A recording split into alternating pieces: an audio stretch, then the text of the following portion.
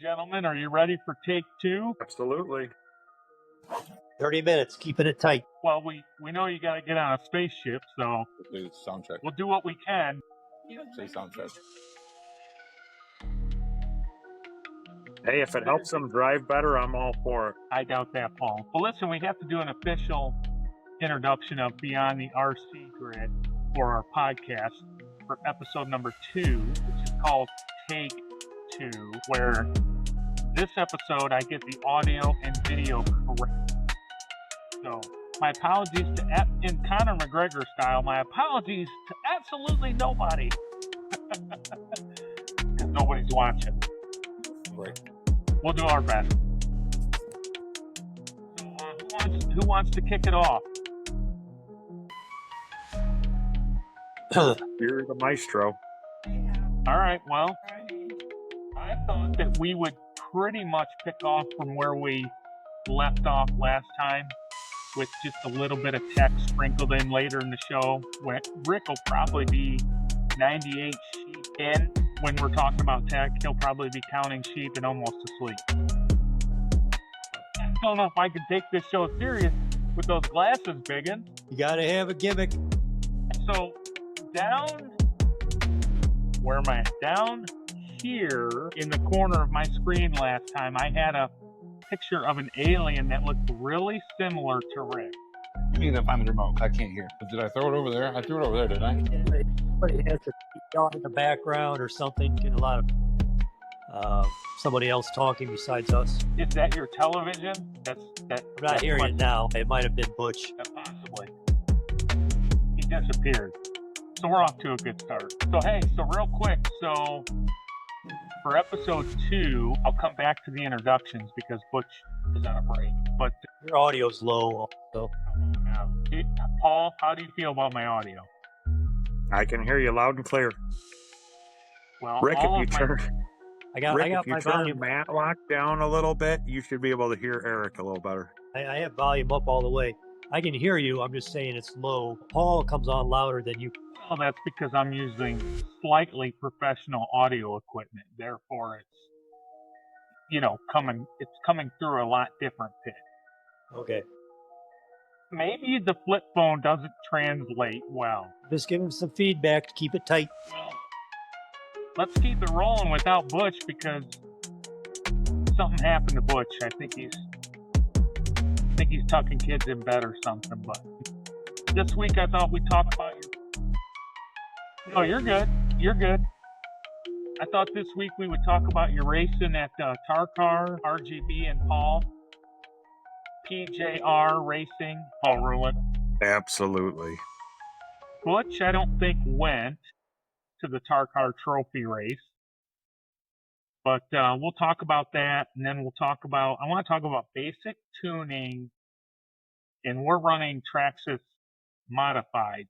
So we'll talk about basic tuning of those cars and what we can sort of do with them right out of the box. And then we'll talk about helping others. I want to talk about the gentleman, I won't say his name, but the gentleman at Tarcar that this is his second race, and he has expressed some concerns about his progress, I guess is the best way to put it. Don't you think? Yes, that's a good way to explain it. All right. We'll talk about what we can do to help him, and we'll relate it to our struggles, and we'll see what we can do with that. Butch, did you hear what I just said? Your mute's on, Butch. Try it again. How are we sounding now? Well, you definitely cleared up the background noise. Butch, Yep, can you hear me? Yeah, I got you now. So, did you hear what I said about the gentleman at Tarcar that was a little frustrated? Yeah, I think we raced against him the first time, didn't we? Yeah, so later in the show, we'll talk a little bit about what we can do to help him. And you in particular, we can all talk about our struggles on the learning curve, but I wanted you to talk to him later about coming back to RC racing. So he can, if he sees this, maybe that'll help him understand it's not everybody can be an overnight success. Paul and RGB, you guys raced at Tarcar this weekend in the Traxxas Modified, correct? That is correct. There are about 8 of us total out there this weekend. I can confirm that by my screen share on the screen that there were 8 of you. Do we have time, since we're going to keep it tight, RGB, since we're going to keep it tight, do we have time to talk about your heats in the spec modified, the Traxxas modified? I think this year or last weekend, the heats were all very competitive, and a fewer crashes or knockouts than last year, which was the first season. I think in the second heat, I was taken out twice for 2 17-second laps. But other than that, no big colossal knockouts. What about if no cars were knocked out? How about the retaining walls? Were there any retaining walls knocked out? Actually, that's something that also surprised me on this weekend. And no one had their nose stuck into anything. Everybody kept it on the course. So, in general, I think for the most part, the majority of us were right in the mix. A lot of changes, some pretty competitive racing. PJR, would you like to chime in on this? Would you concur with what RGB has said? I think the heats were pretty good. Our first heat, we had 7 cars, so they allowed us all to go out together. And then after the first heat, we had a newer racer, Jerry, join us. And then they split us into 2 groups of 4 since we had 8. The heats were pretty good. I believe RGB and myself got tangled up for a little bit in one of the heats, but overall it was pretty good. There's still a couple newer racers that are kind of getting their cars figured out. The mains, it was all right. I think around the 4th or 5th lap, I was taken out by the car behind me. I believe it was RGB Racing. So I did not finish as high up as I wanted to. So yeah, besides that, bring a little prop in here for everybody today here. I like having the main when they put all 8 of us on that track. At the first, I'd say 10 laps, it gets crowded before you start spreading out, and yeah, that gets in the corners. Yeah, we can get some bunching up, but that's something I like about racing. I like everyone being in there and avoiding, or you're gonna get touched, or maybe multiple cars hitting one another and whatnot. I think that makes it a little more exciting versus just everyone being spread out and just doing their laps. That gets kind of boring after after 10 or 15 laps. Well, listen, Fonzarelli, this isn't a derby, but if you run the numbers, when you get wrecked and you get marshaled, you are better off making laps. But I hear you. The excitement is fun when you come out on the top end of that stuff, and when you start getting to racing against people, it is a lot funner. But some of those fast guys are just gonna check out no matter what race or what class you're in, and that's where it gets tricky, because when you lose track of who's who on a racetrack, um, I mean, I remember last year at an off-road race where I was racing another gentleman, and we were so into it, we had some other guy in the stand yelling at us. We didn't understand what was going on. and this is maybe my second or third race. Long story short, we were holding up the second place car who was trying to catch the first place car, and we didn't even know it. So there's a lot of action going on. But Paul, back to your prop. Do you want to bring that up? Is that a win? My prop. This is a 90s NASCAR. Anybody that raced or watched NASCAR in the 90s, they should know this car. Eric, Rick, Butch, anybody know who this is? Is it Jimmy? He has a small. It is. It is Jimmy Spencer. He was one of my favorites growing up as a child because, you know, one thing about Jimmy never forgets. Eric has a screen, has the main screen on his. Well, hold on. There we go. Paul, get that baby up there. There we go. So are you saying that you're going to get your modified,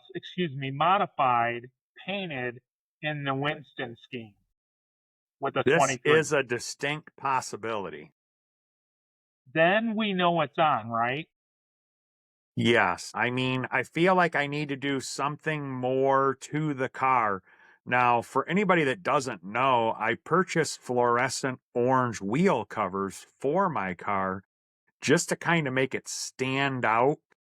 So, you know, make it a little brighter colored so people could see it. But I think RGB Racing might have had his fancy glasses on when he was driving there on Sunday. Do you think that during tech time before the race, we should inspect the driver's glasses? We might have to do vision tests, possibly, like you do at the doctor's office.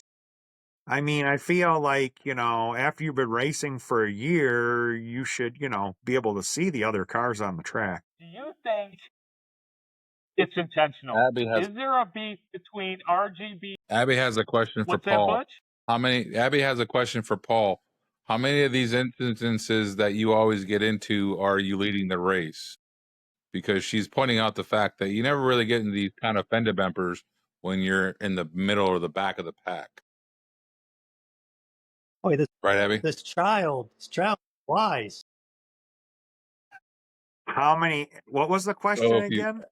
So basically, Abby's saying if you run faster and get in the front of the pack, you avoid some of these debacles that you get into. Oh, I was in the top half of the pack at the race on Sunday. I started in the 4th position, and the car that was in 5th position dive bombed me in the corner, taking me out. So, I mean, when you're in the top half of the field, that should go without saying that you're driving the way it's supposed to be driven. That might be a possibility, but you don't have you gotta have your finger on the juice if you're going to coast around those cars. I would like to point out for anyone at home that one of our competitors, really nice guy, Tim Hammer. Tim has been so gracious as to video all of our races for us. So if anybody wants to go to YouTube and type in Tarcar Spring Shootout. Put a link below. Oh, excellent. We have a link below. You can watch all of the heats and the mains, and the videotape doesn't lie. Do you think that RGB is possibly pulling a Pete Rose and he's got some bets going on and he's profiting from this action? I go head first into the corners, just like Rose into second base. Future Hall of Famer, Pete Rose. Yeah, they just let him out of the band jail. Next subject. That's gonna go. We might as well talk about religion if we want to go to that subject. Well, yeah, I think we better move along because we don't want Paul and RGB throwing fisticuffs at the screen here, so it might chase off 3 of our 4 viewers. Yeah, exactly. So, we have 4 viewers? Well, hopefully. Do repeat viewers? Not counting us, right? I'll say the goal is to double your views every week. And that main was in general a really good race. If you look at the lead changes and place changes, at Tarcar, there was lots of moving around for people, and you could tell that on the course. A few people got mixed up later in the race and lost a position or two. It was a long day for all of us. That's for sure. We were 9 hours in when that last race happened. Well, let's see if the data lines up with what you just said, Rick. Here in Heat 1, under the Traxxas Modified, here's our results. Jim Ruland, Paul, is that your brother? That is correct. Okay, excellent. Jim Ruland won a heat. Yeah, he did some good So racing. Let's look real quick at what he did. Well, this doesn't hold up to be true with what Rick was saying, except for lap 11. Somehow went backwards a spot, but then took first right back and stayed there. RGB, you're 0 for 1. Oh, you're 0 for 1. No, I'm saying in the main. I mean, there's not a lot of Okay. changes. In the heats, All right. there was, if you look in depth, the heats, nobody led from start to end. There was some mixing it up that knocked a few of us out of first. There's trying to hold on to whatever place we could through the heats. Well, John R. Stevens had a good first heat. He started off in 6th, went to 5th, went to 4th, went to 3rd, went to 2nd, and stayed there. That was good racing right there. But yeah, he had a great day if you look at the stat sheets for all the races. Okay. Well, we're going to do that, but we got trying to keep it tight. We got a few minutes left. Donnie, is this a new guy? Donnie Kruzowski? Is that how you say it? Kruzowski? Yes, He yes. came in with Jerome's car, I believe. All right. He ran pretty good. He ran 2nd for most of that heat. He ended up 3rd. Richard Biggins. Now I got a fine tooth comb here. We're gonna rake it through this heat 1 on the RGB chart. Rick Biggins started 3rd, dropped to 4th. Looks like he had a little problem there. 13-second lap. Yeah, I got bumped a little bit Okay. on that lap. Like I said, I just tried to hold where I could hold after I got pushed out of the main group. You did pretty good. You were 4th most of it, and then 3rd, and then dropped back to 4th with 2 laps to go. So when the pressure was on Rick Biggins, RGB, you couldn't hold 3rd. You choked. What happened? There's a little bit of rubbing, that slowed my last 2 laps down. I'm still happy with the performance after that 13-second lap. Yeah, I see that. You ran an 8.6 there. That's pretty good. Real quick, moving along. Tom Tingley. Let's see. He ran 5th, 6th. Looks like he really struggled. 5th. He must have had winner's hangover, Paul. Do you think that's possible? Possibly, but he had a great day if you look at the subsequent races. Was he scuffing tires in the first heat? Some drivers do that. No. I think it was just there was a lot of us out there for the first heat, being 7 cars in the heat. So I think that's all it was for him, because if you look at his other heats, he was up toward the top, if not winning them. Uh-oh. And he had quite a main. We'll look at those, but here's a PJR. Oh, let's see. 2nd, 3rd, 4th, 6th, 5th, 5th, 6th. You struggled. You had a couple 11, 12-second laps, an 11, a 12. So it looks like there was a little rubbing. There was. I believe that may have been the heat that Rick and I possibly got together and the cars were locked together. Was it heat 2? Okay. When we got locked, when I got locked on one lap and then knocked out on the next lap. I think we lost Butch. We'll see if he comes back. Paul. Yes, sir. Are we going to have to start calling RGB Jammer? That, there was someone watching the race that made that comment, they were an older person and they watched a lot of roller derby back in the day. They had a jammer that kind of just ran around on the track trying to block.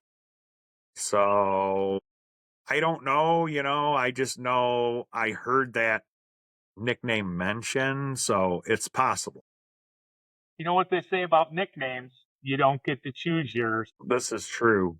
I thought that's why you gave him the nickname Wreck-It Rick. Well, that was just after. I mean, when he torpedoed through that wall at the Glass City, This is true. that was the only name I could give him. I had too much power. I like that. Power. That Glass City was a great race. Yeah, we'll talk about that. Not today, but I've got some plans to talk about that. We'll go back to some of those videos I took and we'll talk about what I'd like to see happen next year with some of the people in Northwest Ohio and Southern Michigan to try and make that a big event, because that was a great atmosphere. Mark Hawkwright, he is new. Excuse me. Hopefully I can edit that out. Let's see. 7, 7, 7. So let's look at his laps. 14, 11, 9s, bunch of 9s, 12, 14. So I've had laps like that. You just can't get back on track. 9s, 17, 9s, and 18. So take all the slow laps out. Obviously something happened, no big deal. We all experience that stuff. He's running 9-second laps. So he's only a second or so off of everybody, which is not bad at all. So I think with more seat time, he'll be all right. Yeah, I agree. I think it's just going to be a matter of, I believe I spoke with him a little bit and he used to race out there years ago and he said he was getting back into the sport. So I think it's just going to be seat time, just going to be making some laps, figuring out the line around the track, maybe making a couple adjustments to his car. Okay.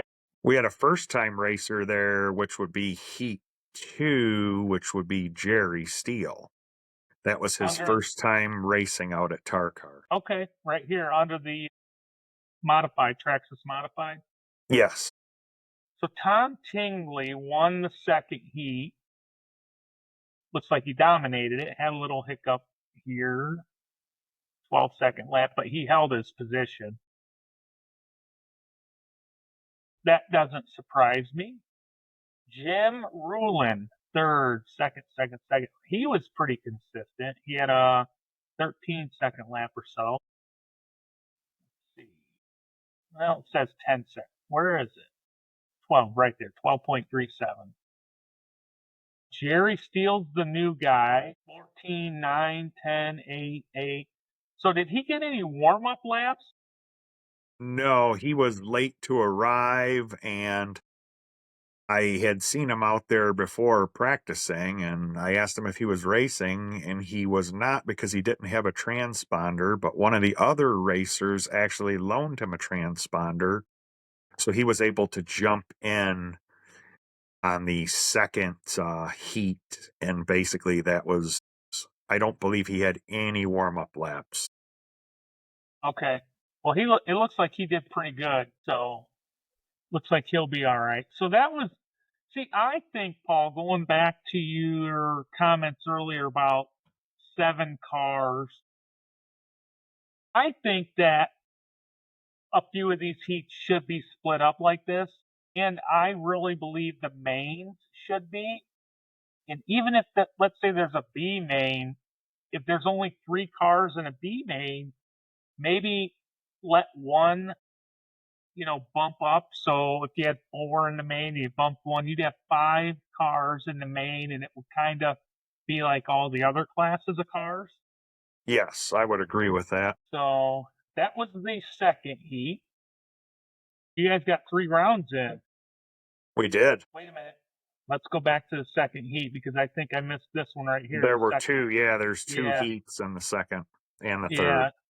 I almost missed you guys. So RGB was in it. TJR was in it. The new guy. Well, both these guys are new, right? Is it John and Don? John is not new. He runs a couple of the other divisions. I believe he was running, that's his dad's car he brought and wanted to run it with us. I think he runs one of the late model divisions and the sprint car division. Okay. Yeah, he ran good again. I mixed that name up. I know who they are, yeah. So Paul, you were very consistent. You dropped to third for a few laps, 4 laps, but then you got second back and held it with a bunch of 8.5 second laps. So you were cruising. You were in the zone. Yes, yep. That second heat, I had some issues with the car right before the first heat and made a couple changes from suggestions from the other racers. I was having a problem with my ESC on the car. So hopefully that has taken care of the issue. Gotcha. RGB, you're up. Looks like you were in first place. Yep, Did you feel, let me ask you real quick, when you were in first place, did you feel the pressure and did it make you nervous to be there? I was holding first place pretty well. It made me more. I was concentrating on keeping the line, the nose, and the curves, and just maintaining space from the from the other cars. I maintained that for a while until, like I said, you can see there's 2 back-to-back laps where I got banged around by a couple of different cars, and I thought for sure I was going to be all the way out, a couple of laps down. So I was still pretty happy, uh, making the comeback and staying competitive on that. Well, you ran really good. I mean, with the exception of that lap 7, really, that's the only bad lap you had. Yeah, I got a 9-second lap, but I mean, you went right back to third. Yeah, that was just too. I had to wait for the car just to coast down from the top of the track because I was knocked all the way to the top. So I had to wait till everyone passed, and the car just coasted all the way down. So, I knew I was done for in that race. So yeah, I went back to just trying to run clean laps on that. Yeah, that was good. Well, even Don even had really good laps. So you all were cruising. That must have been a pretty clean heat. Yes. Nice. All right. Well, let's knock out the third one real quick. See, we got RGB, PJR, Jerry, and John. And John won that again. Third, second, first, and he held on to it. Ooh, a 7-9. Broke the 8 barrier. Does that mean when you break a certain time and you win all the time, does that mean we should tech the car? Do we tech the winners like they do in NASCAR? The track was getting fast. Every heat that everybody or every classification was heating up. That track just started to get real fast. And a lot of us were starting to run 8.1s in traffic. So Gotcha. that was good. Let's see. We got Paul. Paul, you're up. First, second, third, second. So you had a killer lap on lap 13. You had an 18.863 lap. So that yeah, the car felt dialed in for that heat there for sure. Yeah, I mean, you were cruising other than this hiccup here. Would you like to elaborate on that lap? Did a missile or a sniper come out of nowhere? I don't know. Rick seems to think that we got together in the second heat, not the third heat. So I might be confused. One of those ones I was coming off a wreck and Paul was running fast and gave me a little love tap to keep me honest. But I'm not sure what heat that was. But yeah, one of those. They all. I mean, it looked like a couple of really good heats, a couple good rounds. Jerry was last there again, but he won 2, 3, 4, 5. He had a couple tough laps, but he was running with everybody else for the most part. Let's see here. So let's check out the other heat. Tom Tingley won that again. 8-1 was his hot lap. He led. Oh, somebody overtook him here for a few laps, but he got right back on the horse. That might have been Jim Ruland in that race. Him and Tom were kind of going back and forth. Let's see here. Yeah, it was. It was 8.083. So yeah, the track must have been. I mean, there's an 8.2, an 8.1, a bunch of 8.1s, 8.2, 8.1s. Yeah, he had some good laps there. Let's see, Donnie, 8.5, 9s, 8.5. Pretty good laps. Let's see, Mark Hoffright. I didn't see him in the second round. Did we miss him? I don't think so. He was out there, I'm pretty sure. All right, I'll go back and check. Let's see, 13, 10s, 9s, 13s. A little slow there, but that's, like I said, he's a second off, which is not a big deal at all. I mean, picking up a second, if you pick up a quarter of a second in each corner, you shave that second off. So, I mean, I don't know what lines he's running. I don't know what's going on there. I'd have to watch his car and see what's going on. But let's go back real quick. Yeah, we had the same lineups for both of our second and third heats. Same group of drivers. Yeah, there he is. I missed him. Yeah. All right. Well, let's move on to the mains because into that RGB. Keep it tight. Yeah, keep it tight. Keep it tight. That Sleeping Beauty. What is your Rick? What is the minimum amount of sleep that you need a night? I log at least 8 hours. The question is, do you log it like a truck driver? Logs? Yeah. You got where is Butch when we need him? You got some e-logs in that my swindle sheets sitting on the scale. Swindle sheet sounds about right for RGB racing. Night. All right. Let's hit the mains quick. We'll hit everyone super quick, and then I'll go back and maybe I'll edit in some videos with the rest of the times, but we'll just go and see who won.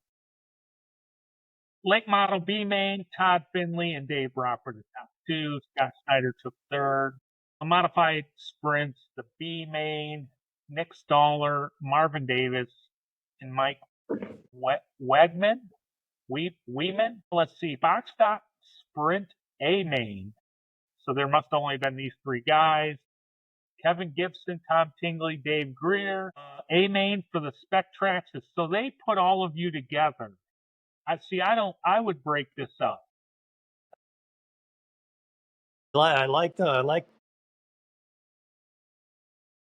it's fun to have that many people on the track. It's a new skill set. You're using more of your skills to try to race. It makes for a more exciting race. The more cars that are out there. Well, Tom won that one. Second, first, second. Holy smokes, I missed a good finish.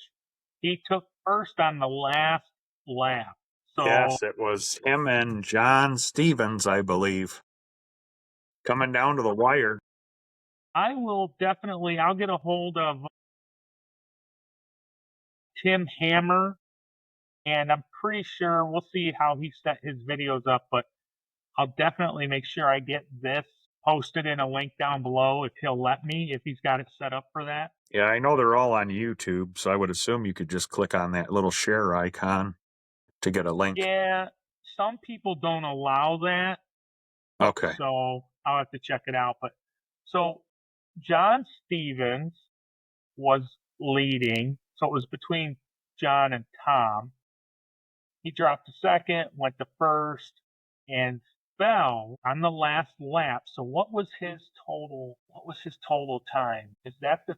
That's not the total. Let's see here. Does it show 15th? So yeah, by 2/10, he won by 2/10 of a second. Well, right here it is, behind 2/10. So my math is outstanding. I know that'll impress Paul because I don't impress him during the week. Short course modified A main. Brandon Phillips won that. 6.6 second lap. That's flying. Nick Lethal, Nick Stoller, top 3. A main, street stock A main. Jerome Rooks, no surprise there. Scott Snyder and Tyler Stuck. Top 3. Short course late model A main. Did I just do that one? Yes. No, I didn't. Jerome Rooks, Tyler Stuck, and Greg Sobecki were your top 3. Late model. A main late model. Tony Sosnowitz. We know him. He's fast. He's an off-road guy and an oval guy. 6.2 for a hot lap. Jerome, he was 2.7 seconds back. He took second. Nick Lethal was 2.6 seconds back. So that's your top 3 there. Sprint A main, the big boys. The hot dogs with the sweet cars, fancy wings. And I'm not talking angel wings. Chris Keller won that. Second. 1, 2, 3, 4, 5, 6. He led the last 6 laps ahead of Tony and Steve. Again, Steve's our track owner. Nick Stoller, Marvin Davis, Mike Finley, and Ted Hammer. I think that's wrong. Isn't his name Tim? Tim For Hammer? what? For what? For the sprints. The mod sprints. I don't know if he has a sprint car. Maybe that's his brother. Yeah, it might be someone else. There was a couple new guys from Dayton and Cincinnati area that came up to the track that were running sprints and late models. Okay. Well, we lost Butch. So we'll just move this along real quick. What I wanted to get into, and we may just have to dedicate a show to some of the tech stuff, but so have you guys ran anything different in your shocks? Have you moved your shocks around a little bit with the collars? Have you moved anything on your toe? Have you done anything? I have only adjusted the collars on the shocks. I have never changed the fluids or made any other adjustments for the toe on my car. How about you, RJB? I've lowered my center of gravity by moving my all 4 shocks to the furthest possible placement to lower the center of gravity. And I've changed the shock oil per your recommendation and cleared out my diff and put in new oil in the diff. All those things I don't think make that big of a difference on our track. So, well, I'd have to look at your car and see where those springs are, but I have not. I've only raced the modified a couple times. I haven't done anything to my car yet.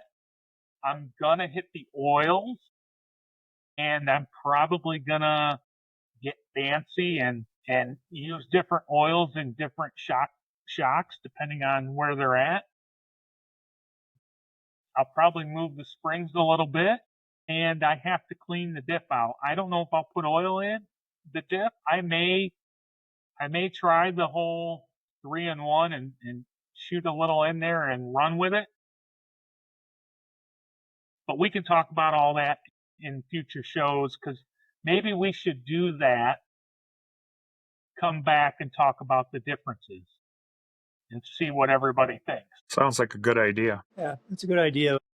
As you can just see from the, just from the track times, someone just bringing their brand new car, racing it without doing anything. They can still get down to 8.1s, 8.2s versus someone like me that's done the things to make the car supposedly handle better. They run, consistently. Everybody's running almost the same lap times. I know there's people that are way more in tune with what the cars are doing when they're racing than I am. I am not good with that. I am just a bull in a china shop. I mean, I just want to push the car, and I have trouble slowing down and paying attention to what's going on. But I'm going to try a couple things, and the only way that I'm going to be able to tell if they're doing, I'll be able to tell if they're driving a little better in the corners a little bit. But the big thing is going to be the time. Am I shaving time off my laps? And if that's the case, then I'll know I'm going in the right direction. I mean, some people are running 30 weight, 35 weights in the front on their oils. I think it's 50 weight stock oil in them things out of the box. Some people are changing their pistons and putting, I'm trying to remember, I think they come with 1-hole pistons or 2-hole pistons, and they're flipping them. Whichever way it is, I can't remember. I'll have to look it up and see, but we can try all that and see what happens. So the other thing I'd like to do someday is figure out if they'll let me change my controller, because I'm running the stock controller upside down, which I hate. You are allowed to change your radio. Okay. I changed mine when mine broke. Yeah, it's you're allowed to change your controller. Nice. I'll have to get on that. So, well, real quick, moving on to topic 3. We ran through topic 1 and 2. I didn't really announce them, but I wanted to talk real quick about people helping us and us helping people. And what do you guys think would be the best way to get the new people to stay and not get frustrated or not walk away because nobody's helping them? I think there's the community atmosphere out there at the track. So if someone's out there, like I am, just to hang out with my buddies, talk to some guys, have a nice day with some racing involved. I keep people coming out there. Some guys might do 1 or 2 races, but it might not just be for them. But I haven't heard anybody not offer to help or take a look at somebody's car. That's the good atmosphere out there. Yeah, I agree. Paul, what do you think? I agree with a lot of the stuff Rick said so far, that it seems like everybody's, for the most part, willing to help people out. I've even had someone let me borrow a part to keep racing out there.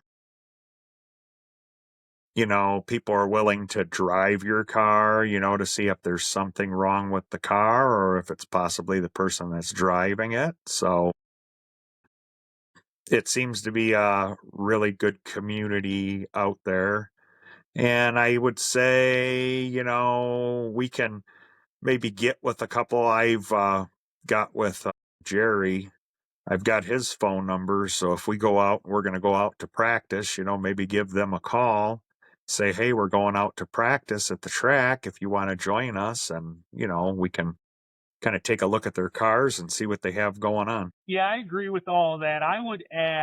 What I would add to that is everybody that I've come across is so willing to help.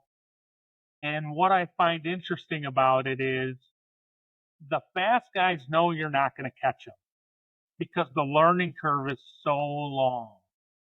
So even if they threw everything at you to make your car great, the learning curve of how to drive and to get to where they're at takes so long. I think they enjoy watching you grow as a driver, but they know that the new people aren't going to throw a car down and come out and compete with them. Having said that, though, they welcome the competition. Everybody that I've watched race would much rather have, like Rick likes all the cars on the track at the same time. Some of those races I've been to, like on an off-road race, where a fast guy will go and there's not much competition for him. And that's not a good day for a fast guy, you know? So there's that, and I agree with everything you guys said on that. So, Rick, I know we kept you up past your bedtime, but since Butch bailed on us, I think we're going to have to change Butch's name. We'll come up with something clever. What do you think, Paul? Sounds good. Yeah, all We'll right. call him Bueller. Barrett? Yeah. You know, when Ben Stein just says Bueller. Yeah. Bueller. Well, I'll We be have to out do that. there. I'll be out there testing my late model. I finally did all the stuff that Jerome and I worked on, and so I'm gonna be out there probably about 2 o'clock tomorrow, running as many laps as I can for this weekend's race, because I'm gonna start my second class of car this weekend. Kind of try to get my driving style for that new, totally different car a little bit more comfortable. What class are you throwing down? I'm going to do the short course late model. I didn't do it last weekend because I didn't feel confident enough with where I was at. Didn't have enough practice. So, like I said, this tomorrow I'll go out there and probably spend 2 or 3 hours just running through all my batteries and seeing if I can get my my lap times into a competitive situation. Did you get fired, or are you on PTO tomorrow? The audience wants to know. Well, my employer had the foresight to sponsor winners. So they're paying me to be at that track. Really? Because last I knew, Paul and I were paying you. And I don't know nothing about this.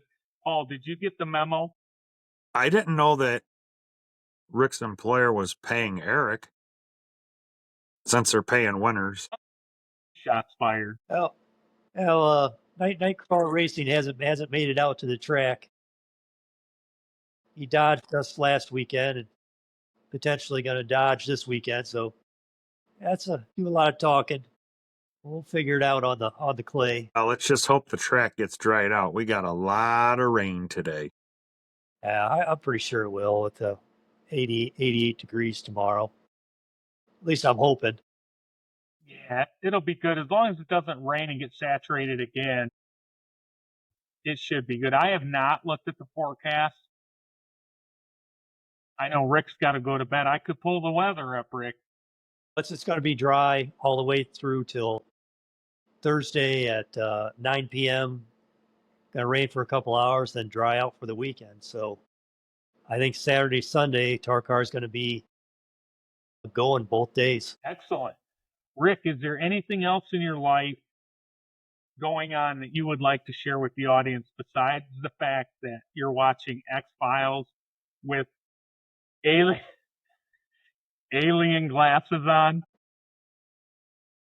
I feel pretty confident in letting the audience just know me through the racing. We'll let the ladies fall in love with the skill set and the gimmick. I have a feeling that should be singular and not plural, as in lady. No response. All right, Paul, what's going on in your life? Because it's called Beyond the RC Grid. So we're not talking about just RC.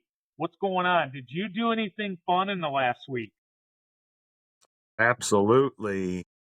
I ended up Friday and Sunday out at the Toledo Air Show taking pictures for my, side hustle, Paul Rulin Photography. So it was a good time, a little bit of freedom.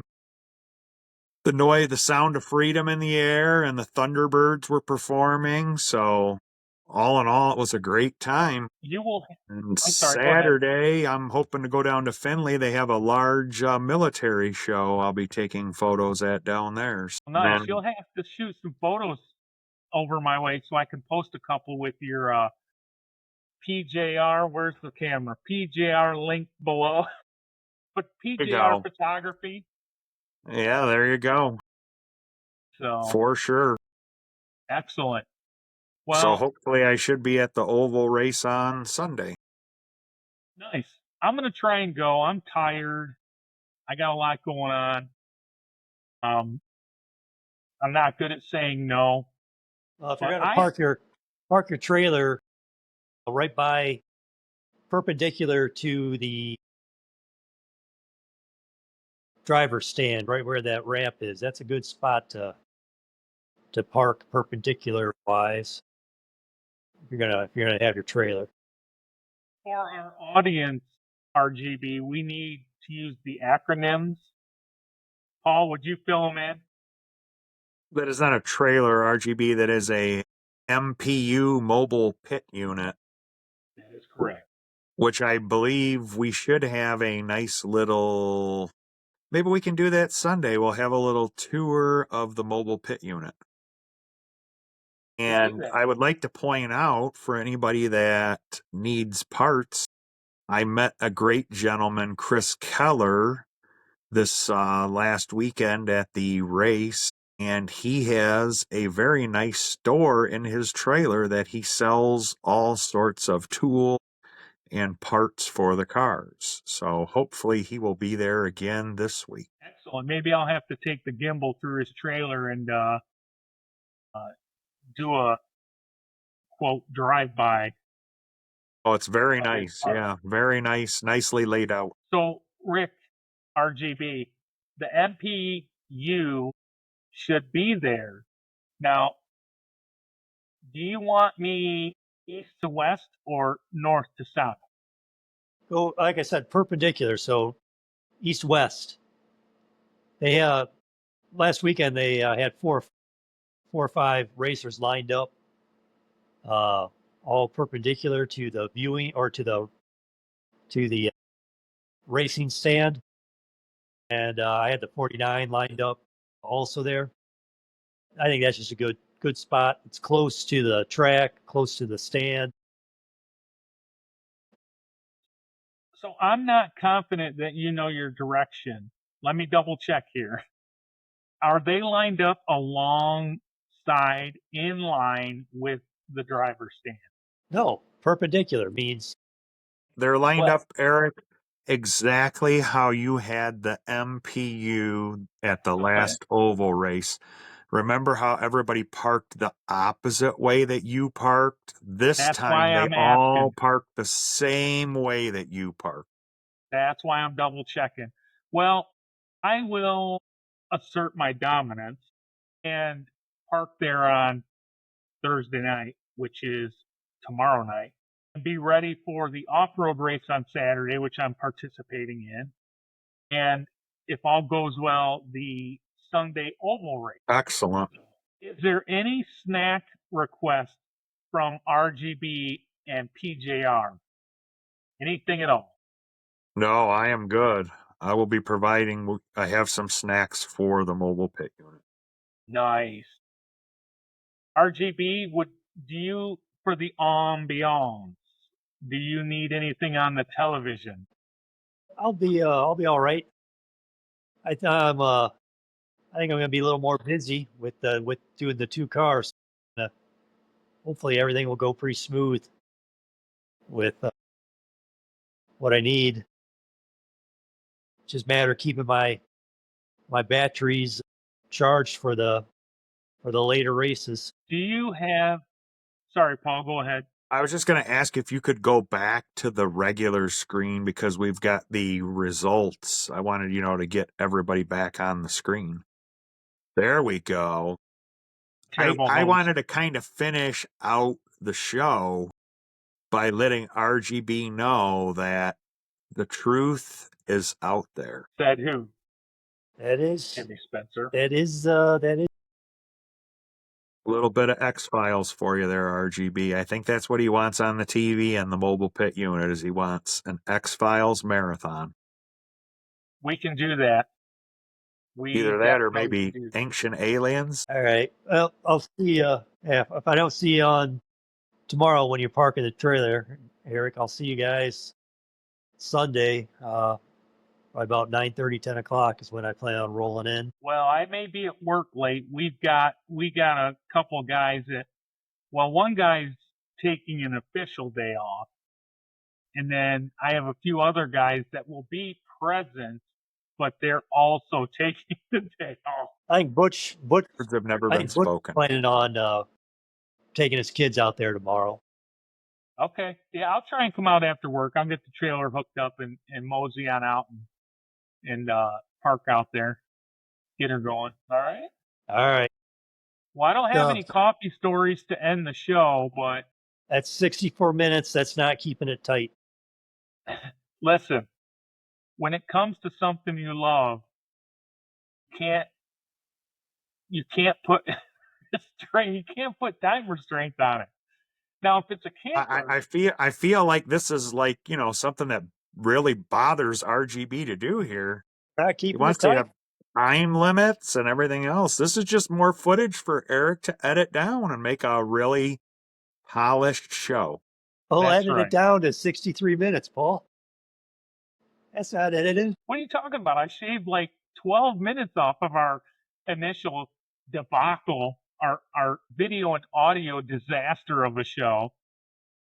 I just want to know if there's footage of Rick beating up the little kid for their sunglass. I think you should do a part 1 and part 2 release. Maybe use that strategy where you put out. That what? Are you drinking? Do you smell burnt toast? Put out the first 20 minutes, and then in 2 days, part 2. Stay tuned for part 2. You got to build a little anticipation in the audience that we're. Do that, but I'm not sure that works well in the podcast world.